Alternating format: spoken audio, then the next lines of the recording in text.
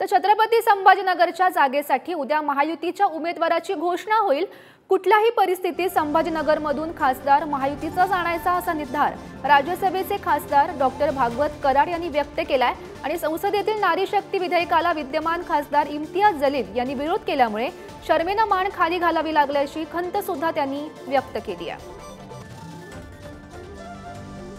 उद्या उमेदवार महायुतीचा घोषित होणार आहे। जो कोणी उमेदवार असेल त्यांच्या मागे आम्ही तन मन धन आणि पूर्ण वेळ काम करून आम्हाला एकच माहित आहे, कुठल्याही परिस्थितीमध्ये आम्हाला संभाजीनगरचा खासदार हा महायुतीचा आणायचा आहे। कारण हा लोकसभेचा खासदार तो तिथे आम्हाला म्हणजे मोदी साहेबांना सपोर्ट करेन। मागचे 5 वर्ष या जलीलचं आम्ही ऐकलं, एकही विकासाचं काम केलं नाही आणि नेहमी आलोचना, विरोध विरोध विरोध।